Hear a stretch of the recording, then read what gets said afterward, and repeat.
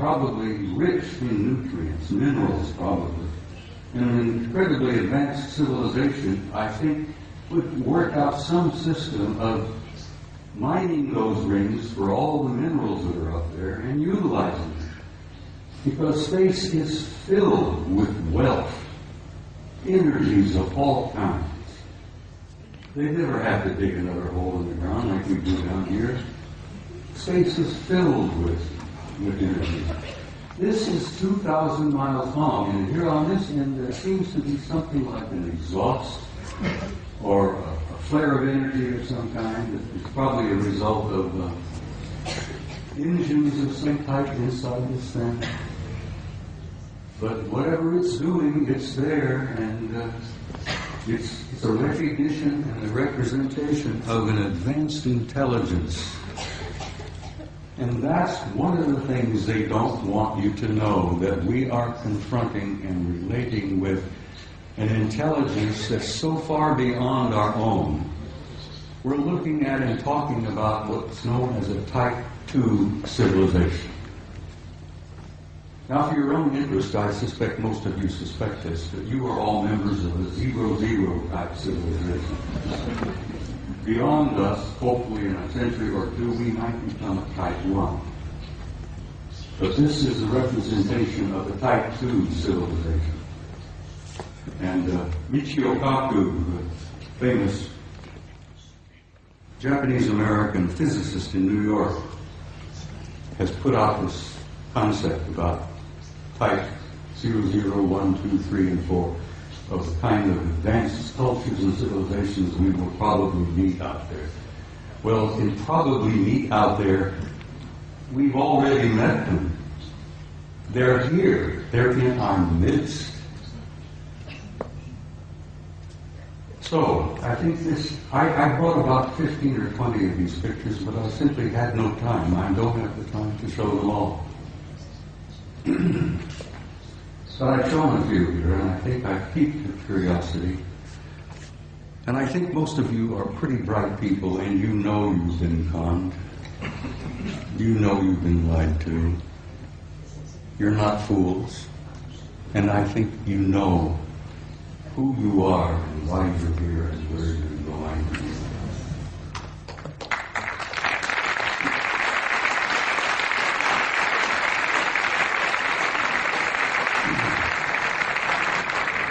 Next photograph, please.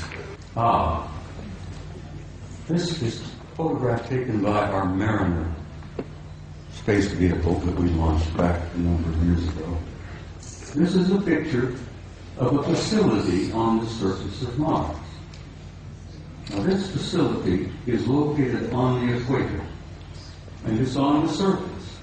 And those of us who studied it, we discuss it with each other, we call it the airport. And I said, this is the parking lot. This is the administration building here. This is the main terminal here.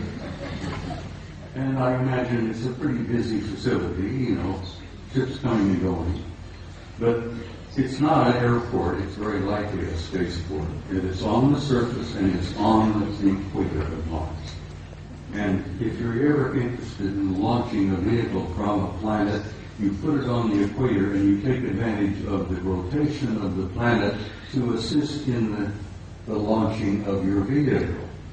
You can take the momentum of the movement of the planet and it helps you get the thing off the ground. So it's exactly on the equator, it's on the surface, and it's massive in size. So maybe that is a parking lot, I don't know. Maybe that's the admin building, but there's something going on Mars. And I've been going back and forth with Richard Hobley now for years, where Richard, who I know most of you are aware of, is convinced that Mars is covered with ruins. Well, it is. But it's not just ruins. There are things going on that planet. On the surface, under the surface, continuously. Next picture, please. This was published in a German magazine, but this is a Soviet photo. This is from their Phobos 2 spacecraft. This is a city under the surface of Mars that is the size of Chicago. Chicago is one of our biggest cities. Several million people live in Chicago. This is under the surface. You can see the city block. You can see the breakdown here, portions of the neighborhoods or whatever it is. But it's generating an enormous amount of heat. And they picked this up on the infrared when Phobos was going around the planet and snapping pictures like crazy. And the Soviets were pretty open about releasing some of their photos, contrary to the United States, where lying has become a fine art. Don't get me started on my politicians. Phobos 2, city on Mars, under the surface. You can see the streets, Broadway, First Avenue, whatever. People have said, well, who was there? And I says, for God's sake, it's the Martians who were there. What a silly question to ask. Who's there? Let's go there. Now, I love this picture. I'm in love with this lady.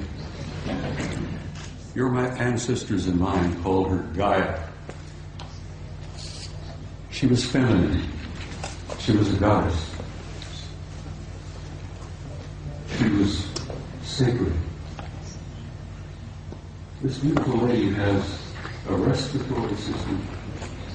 She has a circulatory system. And she has a heart. And she's our source of life on this planet. We needed her. We need her now. We wouldn't be here if it were not for her. We talk about holy lands, Mecca, Jerusalem, here, there, everywhere. That is the Holy Land, people.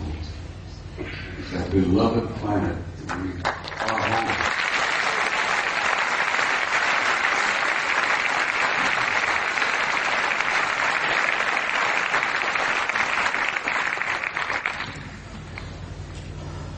Next picture, please.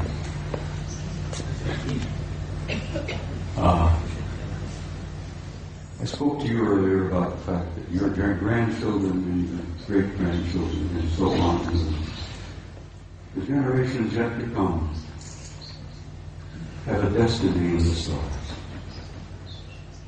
And in time, they will go out there and claim their rightful place in that infinite community of life. And you can believe that, and you can accept that with an assurance and a truth that goes beyond doubt. The destiny of this species and this race, this troublesome clan of monkeys, is in the stars. And there is your destiny. And I want you to understand that and have some hope.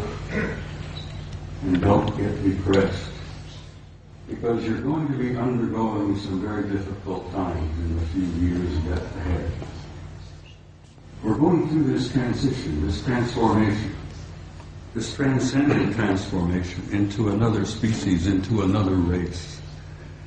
And if you remember your own adolescence, it was a painful time. The species, the race, is going through adolescence. But we're not alone. We're being helped.